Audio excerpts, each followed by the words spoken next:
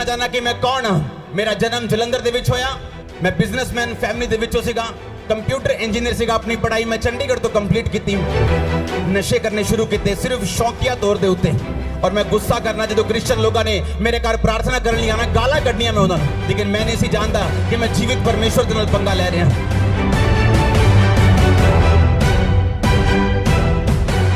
तो बाद एक कुत्ते ने मैनू कट्टिया और मैं मेंटली अपसेट हो गया। परमेश्वर के घर दे विच गया, बीमारियां गईयां, शराब गए, नशे गए। परमेश्वर ने मैनू आजाद किया और उससे आजादी की गवाही देने लई अज दे विच मौजूद हां। हालेलुया।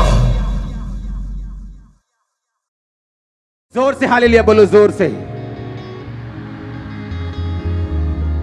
उठाओ अपने हाथों को एक बार फिर से, अपने लिए प्रार्थना करो कि परमेश्वर आज इन गवाहियों को सुनने के द्वारा और इस वचन को सुनने के द्वारा मेरा विश्वास बढ़े। जोर से बोलो हालेलुया।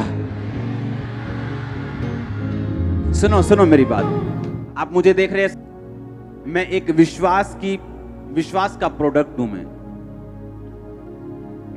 मैं विश्वास की पैदावार हूं। आप समझ रहे हो? मैं समझाता हूं कैसे। 2004 में जब मैं परमेश्वर में आया, क्योंकि 2003 में 2002 में मैं अपनी पढ़ाई को पूरा करके जलंधर वापस आ चुका था। मेरे दादाजी इनकम टैक्स ऑफिसर थे जलंधर में, और अलग अलग पंजाब में उनकी पोस्ट होती थी। जब उनको कैंसर हुआ तो मेरे घर वालों को किसी ने बताया कि जाओ, ये क्रिश्चियन लोग जो हैं ये प्रार्थना करके कैंसर ठीक करते हैं। मैंने इंटरेस्ट नहीं दिया बिल्कुल भी, और मेरी फैमिली जो है वो मेरे दादा के लिए प्रार्थना करवाने जाती थी। मेरे दादाजी की फैमिली ने फेथ नहीं किया परमेश्वर के ऊपर। और उसके बाद थोड़े समय के बाद जब मेरी अपनी फैमिली, मेरे फादर और मदर चर्च जाने लगे, किसी एक छोटा सा ग्रुप होता था, तो मैं गुस्सा करने लगा, ये बोलने लगा कि आप लोग क्रिश्चियन मत बनो, क्रिश्चियन जो है कुछ नहीं है। देखो 24 घंटे मेरे मंदिर में चीजें चलती थी और मैं बोलता था कि नहीं, क्रिश्चियन नहीं बनना, ये धर्म बदलते हैं लोग, ये ना जानते हुए कि प्रभु यीशु मसीह जो है वो धर्म नहीं, वो जीवन बदलते हैं। आमीन। और उसके बाद जब मैंने उनको मना कर दिया, अपनी फैमिली को वापस ले गया और मैंने चर्च नहीं जाने दिया। 2004 में मुझे कुत्ते ने काटा और मैं मेंटली अपसेट हो गया। अटैक होने शुरू हो गए। डॉक्टर्स के बाद डॉक्टर्स, जिन पे मुझे मान था, सब जगहें, सब चीजें, सब जगह घूम लिया और सुसाइड करने वाला था जिस दिन, सारी अकड़ निकल चुकी थी। धर्मों के बारे में बात करना बंद कर दिया था। कुछ नहीं मैं करता था, सिर्फ सुसाइड करना और हैवी डोज नशे की लेके, स्पेशल सुल्तानपुर साइड से नशा लेने जाना और स्पेशल नशा करना ताकि मैं नशे में रहूं और मुझे अटैक ना हो। अपनी छत पे चढ़ जाना और मेरे भाई ने वहां पे आना और मैंने उसको देखना, और जब नीचे चले जाना तो मैंने रोना कि मैं इनके सामने अब नहीं रहूंगा क्योंकि मैं सुसाइड कर लूंगा और मैं इनको, ये मुझे मिस करेंगे सभी लोग। अपने घर में मैं आया, अपने बेडरूम में जाने लगा, क्योंकि उस टाइम मेरा पूरा मन बन चुका था, मैंने कहाँ जाना है, कौन से फाटक पे जाना है, ट्रेन के नीचे सुसाइड करना है, नशा ज्यादा करके जाना है, पूरा प्लान बन गया। और एक हिंदू व्यक्ति अपनी पत्नी के साथ मेरे बेडरूम में बैठा था। वो उसी ग्रुप से थे जहां मेरे मम्मी पापा जाया करते थे प्रार्थना करवाने के लिए। मैं अंदर गया, मुझे अब कोई इंटरेस्ट नहीं रह चुका था कि कोई क्या करता है, कोई कौन से धर्म में, मुझे मालूम था मैं जा रहा हूं। उन्होंने मुझे बात करनी शुरू की, तू कैसा है, ये क्या हुआ तेरे को, बड़े धागे शागे पूरे बांध रखे, क्या हुआ तेरे को। मेरा बात करने का दिल नहीं था, मैंने नशा किया। फिर भी मैंने बात की कि ऐसा ऐसा मुझे प्रॉब्लम है। उन्होंने कहा ठीक है, हम प्रार्थना करेंगे ना आपके लिए, आप ठीक हो जाओगे। वो पंजाबी बात करते थे, तेरे लिए प्रेयर करांगे पर ठीक हो जाएगा तू। मेरे को लगा चलो मरना तो है ही, एक टेस्ट कर लो इनका। आप इमेजिन करो, रात के 8 बजे बाइक पर, मेरे पास बाइक होता था पैशन, रात को 8 बजे बाइक पर नशा करके मैं उनका घर देखने गया जहां वो चर्च लगाते थे।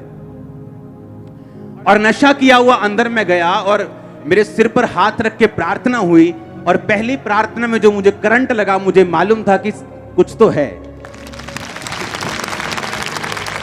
ये मालूम नहीं था कि ये जीवित परमेश्वर है, ये एकमात्र परमेश्वर है, ये सब कुछ कर सकता है। क्योंकि हम जिन जगहों से निकले, हमारी कोठी है ब्यास में, जहां पर सब बहुत बड़ा सत्संग होता है, वो हमने उनको दे दी थी और उन्होंने हमें बाहर जगह दे दी थी। हम वहां के परमानेंट मेंबर्स थे, हर जगह हमारा रोल था। एक्टिव रिलीजियस खानदान से हूं मैं, एक्टिव।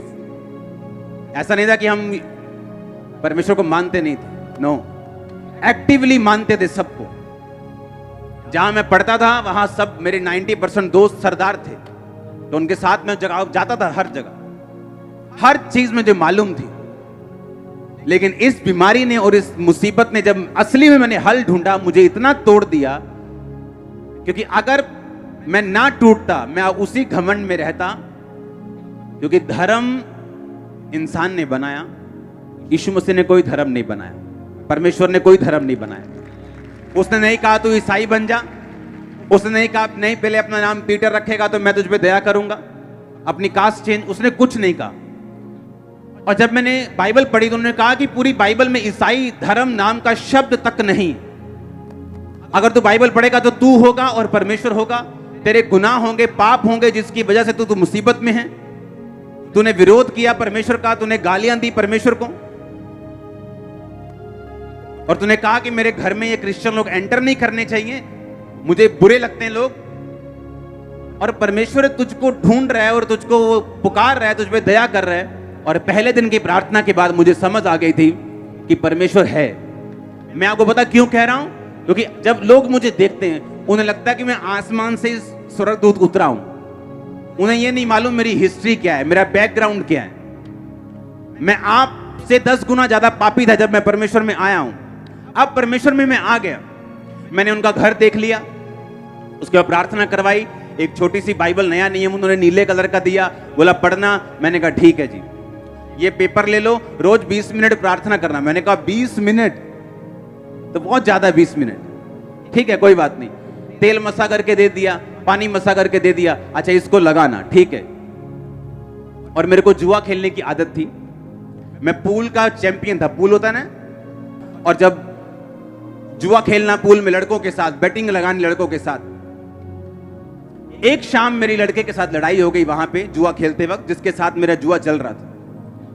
और मेरा इतना उसके साथ फाइट हुई, मेरा मन किया कि मैंने वहां जाना ही नहीं। और उसी शाम को मेरे को फोन आया चर्च से, अच्छा हमने ना रोज जाया करना है 5 बजे के बाद, तू तैयार है आने के लिए? मैंने कहा हाँ ठीक है मैं आता हूं, क्योंकि मेरा इधर से मन टूट गया और मैं उधर जाने लग गया। फिर मैंने रोज शाम को चर्च जाना शुरू किया। सुनो मेरी बात, मैं कैसे बदला हूं मैं आपको बता रहा हूं। मैं एकदम से नहीं बदला हूं। मसीह में आने के बाद भी, तौबा करने के यानी पहली प्रार्थना होने के बाद भी कमियां मुझे छोड़ के नहीं गई। उसके बाद हमें बैप्टिज्म का पता चला कि बैप्टिज्म होता है, बपतिस्मा होता है जिसमें आदमी डुबकी लेता है और उसके बाद परमेश्वर को आप सचमुच ग्रहण कर लेते हैं, प्रभु आपकी जिंदगी में आ जाता है, पवित्र आत्मा आपको भरता है, आपकी जिंदगी से इस तरह से परमेश्वर आपकी अगुवाई करता है। मैंने कहा हाँ ठीक है, वो कैसे लेना है? तब वो बपतिस्मे हर संडे नहीं होते थे, हर हफ्ते नहीं होते थे, 2-3 महीने बाद कहीं 25-30 इकट्ठे हो जाओ तो बपतिस्मा देते थे। मैंने कहा ठीक है मैं बपतिस्मा लेने के लिए तैयार हूं। मैंने अपने दोस्त के साथ प्लानिंग की, मैंने कहा बपतिस्मा लेने से पहले ना खूब शराब पीनी, बपतिस्मे के बाद तो पी नहीं होगी, अब वो पहला पूरी पी लेनी है अपन। और प्लानिंग कर रहे हैं उसके साथ, और पास्टर आया, बोला क्या क्या बात कर रहे हो? हमने कहा हम झूठ नहीं बोलते थे, सीधा बताते क्या दिल में है, ये प्लान कर रहे हैं हम। उनका नहीं, प्लान नहीं करना, ये अभी वायदा करो, छोड़ दी। तभी वायदा करना पड़ा और छोड़ दी। अगस्त में परमेश्वर में आया, सितंबर में वायदा कर दिया, 2 महीने में सब कुछ हुआ। 2 महीने में सब कुछ हुआ। 1 या 2 अक्टूबर को मैंने बैप्टिज्म लिया 2004 में। तब से लाइफ कभी सेम नहीं रही। मैं दोबारा अपने नशों में नहीं गया हूं, अपने पापों में नहीं गया हूं, गंदगी में वापस नहीं गया हूं, दोबारा कभी तौबा नहीं की। एक बार की थी, वही पहली थी, वही आखिरी थी। हालेलुया। ऐसा नहीं पहले आ गए फिर वापस चले गए, फिर तौबा कर ली, फिर किसी लड़की के साथ गलत काम कर लिया, फिर तौबा कर ली, फिर आ गए, फिर शराब पी ली, फिर ऐसा कचरा मचरा मैंने नहीं किया अपनी लाइफ में। इसीलिए मुझे परमेश्वर ने बढ़ाया, ये सच्चाई। अब हुआ क्या, 2004 में परमेश्वर में आया अपनी मेंटली बीमारियों के कारण, अपनी फिजिकल बीमारियों के कारण, लेकिन मेरी लाइफ की प्रॉब्लम्स वही नहीं थी। वो तो सिर्फ परमेश्वर की एक शुरुआत थी मेरी लाइफ में, मुझको अपने में लेके आने के लिए। और जब मेरी वो प्रॉब्लम्स, मेरे मेंटली डिप्रेशन परमेश्वर में आने से और बढ़ गया और मैं आधा पागल हो चुका था। प्रभु में आने के बाद भी दुष्ट आत्मा का अटैक बढ़ गया मेरे ऊपर, और मैं परमेश्वर से प्रार्थना, मैं परमेश्वर को जान चुका था, क्योंकि रोज संगति, शाम को 5 बजे के काम अपने बिजनेस के बाद रोज संगति करता था, रोज एवरी डे। मेरे घर वाले मेरे खिलाफ होना शुरू हो गए, तू नशे कर ले दोबारा। वही घर वाले जिन्होंने मुझे भेजा चर्च में, वही बोलते थे नशे कर लो दोबारा, जो मर्जी करो, चर्च में नहीं जाना है, चर्च नहीं जाना, रोज शाम को नहीं जाना, बिजनेस करो, ये करो, बहुत बड़ा बिजनेस है, ये हो जाएगा, वो हो जाएगा, नहीं तुमको ऐसा नहीं करने। रिश्तेदार, ओए तो वापिस आएगा अपने धर्म में, तेरे को पछताना पड़ेगा, तेरे पास्टर को मारेंगे, थप्पड़ मारेंगे, पीटेंगे, उसे रास्ते में पकड़ लेंगे। आप नहीं जानते, रोज रोज घर में कलेश इतना होता था, आप इमेजिन भी नहीं। अगर आप कई लोग ऐसे होते, वापिस चले जाते। लेकिन शुरू से मैं अपनी फैमिली से हल्का सा अलग रहा था। मुझे इसका रीजन मालूम नहीं था क्यों ऐसा है। मेरे ब्रदर की ज्यादा अटैचमेंट थी, लेकिन मेरी थोड़ी कम थी, मालूम नहीं क्यों। वो बाद में पता हुआ कि क्यों, ताकि जब परमेश्वर मुझे बुलाए अपने में और मेरा घर वाले मेरा विरोध करे, मैं उनके प्रेम में वापस ना चला जाऊं, ताकि मैं परमेश्वर में खड़ा रहूं। आप जानते हैं आपकी लाइफ में कुछ भी हो, कई बार आप एक्सपेक्ट करते हो आपकी बहन आपसे प्यार करे, आप एक्सपेक्ट करते हो आपकी माँ आपसे ज्यादा प्यार करे, आपका बाप आपसे ऐसे करे, लेकिन आप नहीं जानते कि वो चीजें कई बार परमेश्वर ने ठहराई होती हैं ऐसा होने के लिए। अगर ऐसा ना होता, अगर मेरी लाइफ में मेरी फैमिली से मैं बहुत ज्यादा अटैच्ड होता, तो इतना कलेश जब घर में रोज हो रहा था, शायद मैं वापस चला जाता। पर उस कलेश में वापस नहीं गया, रोज चर्च जाता रहा, रोज अपनी कमियां ढूंढता रहा। अच्छा ये कमी है, अच्छा ठीक है, फिल्मी गाने नहीं सुनने, अच्छा ठीक है, ये नहीं करना, ठीक है, वो नहीं करना, ठीक है, ये नहीं करना, ठीक है, इसमें बॉयफ्रेंड नहीं गर्लफ्रेंड नहीं होनी चाहिए, अच्छा ठीक है, इसमें गलत काम नहीं करना, ब्लू फिल्म नहीं देखनी, ये नहीं करना, वो नहीं करना, चोरी नहीं करना, ठीक है, सारा कुछ ठीक है। अच्छा जैसे जैसे मालूम होता गया वैसे वैसे मानता गया। बैप्टिज्म लिया, आई थिंक 3 महीने बाद ही बैप्टिज्म लेने के ले हैंड मैंने शुरू कर दिया था लोगों के ऊपर, लोगों में प्रार्थना करनी मैंने शुरू कर दी थी। एक दिन एक अधरंगी आता है, वो बिल्कुल उसे उठा के लेके आए, और मैं भी बिल्कुल नया था, 3 महीने विश्वासी, उनको लेके आए मेरे सामने। छोटा सा चर्च था, उस पर प्रेयर हुई, मैंने देखा प्रेयर होते हुए अपनी आंखों के सामने। अगले दिन वो वापस आया, बोल रहा था, चल रहा था, कंप्लीट पूरा नहीं लेकिन चल रहा था। कल से जमीन आसमान का फर्क था एक दिन में। मेरे होश उड़ के मैंने पहली बार मिरेकल देखा अपनी लाइफ में लाइव। पहले तो मैं सिर्फ बातें सुन रहा था, मसीह बाइबल की बातें सुन रहा था या उनकी गवाही उनके मुंह से सुन रहा था, लेकिन ऐसा कुछ देखा नहीं था कि जो मुझे हिलाए, क्योंकि उस समय इतना इंटरनेट नहीं होता था, सिर्फ ब्रॉडबैंड होते थे BSNL के जो चलते थे। जब मेरी आंखों के सामने वो हील हुआ, मुझे विश्वास हुआ कि नहीं, अगर परमेश्वर इसको छू सकता है वो मुझे भी छू सकता है। परमेश्वर ने मुझे एक ही बात बोला कि तू सेवा कर, तू प्रार्थना कर, लोगों को समझा। इमेजिन करो तब मैंने बाइबल और परमेश्वर ने कैसे मुझे इस्तेमाल किया। और जब मसीह में 3 महीने हो गए, मेरे अटैक बढ़ गए, जिस अटैक से मैं आया था वो कम हो गया, लेकिन और अटैक बढ़ गए दुष्ट आत्मा के।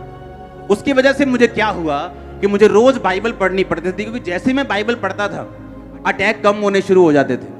तो मैंने क्या करता था कि घर में जब मैं गया 10 बजे 5 बजे चर्च जाके, चर्च से आया 10 बजे 11 बजे 12 बजे, घर आते ही बाइबल पकड़ी अपनी छत पे, मॉडल टाउन हमारी कोठी थी, मॉडल टाउन के बीच में, अपनी छत पे गए, बाइबल पढ़ी 1 घंटा 2 घंटे 3 घंटे 4-5 घंटे जब बाइबल पढ़ ली, मेरा अटैक खत्म होता था और मैं सोने वर्गा हो जाता कि हाँ अब सो सकते हैं, अटैक कम हो गया। एवरी डे बाइबल मेरी एक दवाई थी, क्योंकि मैं दवाइयां खा चुका था, जलंधर के सारे बड़े डॉक्टर से दवाइयां खा चुका था, कोई असर नहीं, 1% भी नहीं। अब वो जब मैं बाइबल पढ़ता था मेरे अटैक दुष्ट आत्मा के कम होते थे, तो मुझे प्रैक्टिकली मालूम था कि वचन मेरे अटैक कम करता है। तो रोज इसी चक्कर में कि मेरे अटैक कम हो जाएं, बाइबल पढ़नी शुरू कर दी, रोज 6 घंटे 8 घंटे। हुआ क्या, 1 साल बाद जब 1 साल मैंने बाइबल रोज 8-8 घंटे पढ़ ली, तब जब भी कोई बंदा चर्च में शाम को 5 बजे में जाता था, जब भी कोई बंदा अपनी मुसीबत लेके आता था, भाई साहब मुझे ये प्रॉब्लम है, अपने पास्टर को बोलना, पास्टर जी हमें ये प्रॉब्लम है। जैसे ही उसने प्रॉब्लम बोलनी, मैंने बाइबल से वचन निकाल लेना, क्योंकि बाइबल मुझे याद हो गई थी कौन सा वचन कहाँ लिखा है। जैसे ही उसने कहा मेरे ये दिक्कत है, मैं बाइबल उठा के बोलना कि देख वचन क्या कहता है, वचन ये कहता है, वचन ये कहता है। वचन में मैं मजबूत हुआ क्योंकि परमेश्वर ने मेरे पीछे एक दुष्ट आत्मा को लगाया ताकि मैं लगातार वचन पढ़ता रहूं। इसलिए नहीं कि मुझे प्रभु से प्यार है, पहले प्यार व्यार कम था, लेकिन दुष्ट आत्मा से मुझे आजादी मिल जाए ये चीज मेरे दिमाग में ज्यादा थी। वचन पढ़ना शुरू कर दिया। जब लगातार वचन पढ़ने की आदत पड़ गई, तब आदत पड़ गई, दुष्ट आत्मा तो चला गया। 2005 में मैंने आपको बताया था 40 रोजे मैंने 5-6 बार रखे, और उन रोजों में परमेश्वर ने मुझसे बात की थी कि हियाव बांध दृढ़ रह, मसीह में की गई मेहनत कभी व्यर्थ नहीं जाती। तो मैंने वो चीज देख के रोजे रखे। रोजों में मैंने आपको बताया कि परमेश्वर के एक दास के रूप में पवित्र आत्मा मेरे पास आया और उसने कहा कि इस तरह से प्रार्थना करनी, और जो भी मुझे बताया मैंने किया, और उसके बाद मैं हील हुआ। 2005 के बाद वो अटैक कभी नहीं हुआ वापस, कभी नहीं। मैं बिल्कुल फ्री हूं, बिल्कुल आजाद हूं। लेकिन परमेश्वर ने यूज किससे किया? एक दुष्ट आत्मा को। अपने में मुझे लेके आने के लिए किसको यूज किया? एक बीमारी को। मुझे चर्च में भेजने के लिए किसको यूज किया? लड़ाई को। मेरी आदतों को, गंदी आदतों को खत्म करने के लिए किसे यूज किया? एक लड़ाई को। और साथ मसीह भाइयों के प्यार को, क्योंकि वो मुझे कॉल करते थे कि चलो आओ सेवा करते हैं, चलो आओ उधर चलते हैं, चलो आओ उधर चलते हैं। और इस तरह से धीरे धीरे धीरे मैं परमेश्वर की ओर खींचा चला गया। उसके बाद जब मैंने देखा लोगों पे ले हैंड होते, लोगों को हील होते, मैंने खुद ले हैंड करना शुरू किया और खुद लोगों को हील होते देखा अपनी आंखों के साथ। मैं डॉक्टर के पास गया एक दिन, 2005 की बात है। मैंने कहा डॉक्टर साहब मुझे पेट की दवाई खाते इतनी देर हो चुकी है, मैं थक चुका हूं। मैं अगर एक बाइट मैंने गलती से कुल्फी की ले ली ना, अगर एक बाइट ऐसे, एक बाइट, 8 घंटे वो कुल्फी यहां रहती थी मेरे गले में। 8 घंटे, 10 घंटे। अगर एक चम्मच मैंने दाल खा ली, अगर उसमें अगर हल्की सी मिर्ची है, तो वो एग्जैक्ट टेस्ट यहां गले में मेरे 8 घंटे 10 घंटे रहता था। और मैं प्रभु से बोलता, प्रभु मार दे, इससे अच्छा ये है कुछ नहीं खा सकता, दाल बिना नमक, बिना मिर्ची। और मैं एक दिन फिर मैं डॉक्टर के पास गया। मैंने बोला, मैं कहा यार बहुत बुरा हाल है, कितनी देर का दवाई खानी पड़ेगी? उसने कहा मेरे पास पेशेंट्स आते हैं 12-12 साल से खा रहे हैं, तुम पूछी मत, बस खाई जा बस। और उन्हीं दिनों में एक बंदा रहता है यहां पे जलंधर में, बस्तियों की तरफ, वो मेरे पास आके बोलता है कि मेरे पेट में एक रोग है, मैं कुछ भी खा नहीं सकता, दवाइयों से हल नहीं होता, आप मेरे लिए प्रार्थना करो। उस पे प्रार्थना की, सेम डे हीलिंग। उसने जाके कहता मैंने मछली खाई, क्योंकि वो यूपी की साइड के। सुना मेरी बात, और मैं प्रभु से कह रहा हूं परमेश्वर ये सेम बीमारी मुझे और इसको नहीं पता, और मैं इस पे प्रार्थना कर रहा हूं, ये हील हो चुका और मैं ऐसे ही हूं। कुछ नहीं हुआ, ऐसे चलता रहा, डॉक्टर के पास जाता रहा। एक दिन जब मैं डॉक्टर के पास से वापिस आ रहा था, आप इमेजिन नहीं करोगे मेरी लाइफ कैसे थी। उसने कहा 12 साल से पेशेंट दवाई खा रहे हैं, तू ज्यादा मत सोचा कर। और मैं हैरान हो रहा हूं कि परमेश्वर मैं तेरी सेवा करता हूं, मैं लोगों पे ले हैंड करता हूं, लोग हील होते हैं और मैं बीमार हूं। जब उस डॉक्टर ने इतनी बात बोली कि 12 साल मैंने बाहर आया हॉस्पिटल से, मैंने गुस्से से दवाई फेंकी, मैंने कहा मैंने नहीं खानी, कुछ भी हो जाए। अब इमेजिन करो, मुझे नहीं मालूम था कि मेरी प्रार्थना सुनी जा रही। परमेश्वर का थैंक्स करता रहा। इंस्टेंट हीलिंग हुई मुझे, इंस्टेंट हीलिंग। और मैं हील हुआ, मेरा फेथ बढ़ा। मैंने कहा अब आया मजा, अब बताऊंगा मैं। सुनो, फिर लोगों, क्योंकि जैसे जैसे आप प्रभु में बढ़ते जाते हैं ना, आपका विश्वास बढ़ता जाता है, आपका फेथ बढ़ता जाता है। क्योंकि पहले तो प्रभु शेर मारेगा आपसे, फिर भालू मारेगा, फिर गोलियत मारेगा। आप समझ रहे मेरी बात के नहीं? वो शेर भालू का टाइम था, मेरा गोलियत का टाइम अभी नहीं आया था। वो शेर भालू मार रहा था प्रभु कि देख मैं तुझे कैसी बीमारी से निकाल रहा हूं। डॉक्टर जवाब दे चुके, देख मैं तेरे द्वारा हील भी कर रहा हूं और तुझे भी निकाल रहा हूं इन बीमारियों से। तब मेरा विश्वास बढ़ना शुरू हुआ सेवकाई के लिए। एज ए बिलीवर मेरा विश्वास इतना था कि मैं हील होऊं चाहे ना होऊं, मैं मरना जीना सब परमेश्वर में, ये पक्का था। लेकिन एज ए सेवकाई के लिए यह विश्वास पक्का नहीं था कि सेवा करने के लिए आपको दृढ़ विश्वास चाहिए होता है। लोगों ने टेस्टिमनी देनी शुरू की, गवाहियां आनी शुरू हुई, प्रोफेटिकली परमेश्वर ने मुझसे बात करनी शुरू की, और परमेश्वर मुझे तैयार करता रहा। मुझे नहीं मालूम था मैंने खामरा में आना। आप जानते हैं, इसी खामरा में, इस मिनिस्ट्री से शुरू होने से कई साल पहले हमारा गोडाउन था यहाँ पे किराए पे पीछे, और हमें मालूम नहीं था कि मैं यहाँ पे आऊंगा। गोडाउन था सैनिटरी का, टाइल्स का। सुनो मेरी बात। और इसी खामरा में जब मैंने एंट्री की थी तो मैं नशे करता था, इसी सेम खामरा में, और मुझे मालूम नहीं था कि मैं इसी खामरा में आऊंगा एक दिन। तब मैं मसीह में भी नहीं था, इस खामरा में तब से हूं मैं। सब गोडाउन जब लिया खामरा में, मैं आपको क्यों बता रहा हूं, ताकि आपको मेरा स्ट्रगल भी मालूम हो। ओके, आज मेरे पास कितना कुछ है, इससे आपका विश्वास बढ़ सकता है, लेकिन मैं जिन चीजों से निकला हूं, अगर मैंने आपको वो बताई, आप कभी सेम नहीं रहे। आप इमेजिन करो, खामरा में जहां पे हमारा गोडाउन था, वहां एक सरदार जी थे। वो रोज शाम को जो आम लोगों के घरों में होता है, थोड़ा पैग लेना, ये लेना, वो लेना। एक दिन मुझे मालूम हुआ कि ये उन्हीं दिनों की बात है जब मुझ पे दुष्ट आत्मा के अटैक होते थे और मैं मसीह में नहीं था। मुझे मालूम हुआ कि उनको हार्ट अटैक हुआ है। अब इमेजिन करना, मुझे उसी टाइम अटैक हुआ जैसे मैंने वो बात को सुना। मेरा एक दोस्त था अटारी बाजार में, वो उसकी डेथ हो गई, उसको ब्रेन अटैक हुआ। आप इमेजिन करो, सेम टाइम मुझे अटैक हुआ। मुझे ऐसा लगता था कि मैं किसी भी दिन मर सकता हूं, किसी भी सेकंड मेरी नाड़ियां फट सकती, कुछ भी हो सकता। ऐसे मैंने सहा है, और ये सारा टॉर्चर परमेश्वर कर रहा था, और मुझे मालूम नहीं था कि मैंने कौन सी मुंह से बात निकाली है और यीशु मसीह को पसंद नहीं आई, और वो अपनी महिमा के लिए अब मुझे खींच रहा है। मुझे मालूम नहीं था। हालेलुया। आप इमेजिन करो, उन दिनों में जब मैं परमेश्वर में आ गया, फिर मैंने बीमारियों से शिफा ले ली, कुछ बीमारियों से आजादी मिल गई, नशों से आजादी मिल गई, रोगों से आजादी मिल गई, बिजनेस बढ़ने लग गया, क्योंकि उस समय अपने बिजनेस से मैं परमेश्वर के काम करता था, कोई ऑफरिंग नहीं, कोई कुछ नहीं। उसके बाद जब 2007 में ये गोडाउन चला गया, हम कहीं और थे। उसके बाद हम खामरा में ऐसे ही मेरे मम्मी पापा घूम रहे हैं, और वहां एक बोर्ड लगा था कि गोडाउन किराए के लिए खाली है।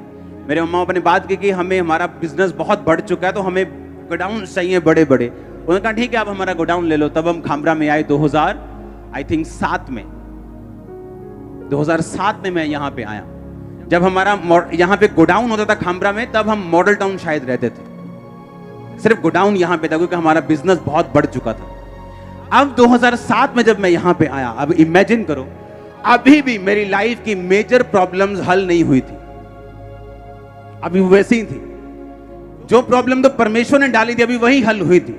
लेकिन मुझे ऐसा लगता था कि मेरी लाइफ में जो इतनी बड़ी प्रॉब्लम्स हैं, मेरी लाइफ में जो और बीमारियां हैं, ये खत्म नहीं हो सकती, इनका कोई इलाज नहीं है, इनकी कोई दवाई नहीं। 2007 में मैं यहां पे आया, लोग, परमेश्वर ने मुझे बताया कि अब निकल, यहां से जा। बाइक पे परमेश्वर ने रास्ता बताया, 2 फैमिलियों के परमेश्वर घर लेके गया, बिना किसी एड्रेस के, बिना किसी चीज के। और जिस गली के बाहर मुझे स्वर्गदूत ने रुकने के लिए बोला कि यहां पूछ क्रिश्चियन घर कौन सा है, उसी गली के बाहर, उसी गली में वो क्रिश्चियन घर होता था, और पूरे मोहल्ले में एक ही क्रिश्चियन घर होता था। हालेलुया। और वो दोनों घर अभी भी इस चर्च के मेंबर हैं। और इस तरह से सेवकाई शुरू हुई, सेवा शुरू की बाय फेथ। लेकिन अभी भी लाइफ की स्ट्रगल्स खत्म नहीं हुई। आज जब हम इस रिजल्ट को देखते हैं, हाँ, इन रिजल्ट्स को देखते हैं, किसी को मालूम नहीं मैं किन चीजों से निकला हूं, कैसे अविश्वास से गुजरा हूं, कैसी फाइट से गुजरा हूं, कैसे कलेशों से निकला हूं, कैसी बीमारियों से निकला हूं। हर तरह का डॉक्टर मैंने देख लिया। 2004, 5, 6। अब इमेजिन करो, आज जब लोग टेस्टिमनीज को सुनते हैं, उनको लगता है कि वो आज का अंकुर देखते जो आज खड़ा है, उन्हें कल वाला मालूम नहीं वो बना कैसे। वो ऐसी फाइट थी, मैं प्रभु को बोलूंगा कि तो दोबारा कर सकता है, मैं बोलूंगा नहीं, मैं दोबारा नहीं कर सकता। वो फाइट ऐसी थी। लेकिन बाइबल कहती, तूने जो मुझसे प्यार किया, मैं तुझे छुड़ाऊंगा। सालों साल मैं गया हूं हुजूरी में, सालों साल प्रार्थना की, तब भी कहीं उत्तर नहीं मिले। तो क्या किया? कुछ नहीं किया, सेवा बढ़ाई, काम बढ़ाया, और प्रभु ने उत्तर दिए। आज मेरी लाइफ में एक भी मसला नहीं है ऐसा जो अड़ा हो। आज सारे मसले हल है, और इसीलिए मैं आपके हल कर पाता हूं। मैंने देखा आपके इस लाइफ में, इस जर्नी में, कि परमेश्वर से प्यार करना बहुत इंपॉर्टेंट है। अविश्वास में भी खड़े रहना बहुत इंपॉर्टेंट है। और जो लोग जल्दी में होते हैं, जल्दी साल हो गया, 1.5 हो गया, 2 हो गया, मैंने देखा वो शैतान उनसे बहुत फाइट करता है। जब शैतान ये देख लेता है कि आपकी ये आशीष अगर लेट हो जाए, वो आपके विश्वास को हिला सकता है, तो वो परमेश्वर से आज्ञा मांग लेता है कि क्या मैं इसकी ये बरकत रोक लूं, क्योंकि अगर ये बरकत इसकी मैंने रोक ली तो तुझे मानेगा नहीं। पहले ऐसा लगता था कि मैं इंच इंच करके बढ़ रहा हूं, ऐसे रेंग रेंग के, ऐसा लगता है पीछे किसी ने बड़ा सा लोहे का कोई लटका दिया और मैं एक एक इंच के लिए मुझे ऐसा लगता है जोर लगाना पड़ रहा है अपनी लाइफ के लिए। पर याद रखो, परमेश्वर में की गई मेहनत कभी व्यर्थ नहीं जाती। अगर वो पहले आपको संघर्ष ज्यादा दे रहा है, बाद में रिजल्ट भी आपका ज्यादा होगा। आप पहले प्रार्थना और उपवास में ज्यादा हैं, बाद में रिजल्ट भी ज्यादा होगा। आपने ज्यादा दुखों को सहा है, ज्यादा सुख भी आपके पास होंगे। ज्यादा सताव आपने सहा है, आपकी टेस्टिमनी बड़ी होगी। जो कुछ भी आप परमेश्वर को दे देंगे वो कभी व्यर्थ नहीं होगा। वो मेहनत चाहे बोने में हो, प्रार्थना में हो, फास्टिंग में हो, विश्वास में हो, वो व्यर्थ नहीं जाएगी। हालेलुया। इस तरह से परमेश्वर ने मुझे बढ़ाया, टेस्टिमनीज को सुना, बाइबल को पढ़ा, अपनी लाइफ में एक्सपीरियंस किया, और फिर आपकी लाइफ से एक्सपीरियंस किया कि वो कुछ भी कर सकता है। आमीन। उसके लिए कुछ भी पॉसिबल है।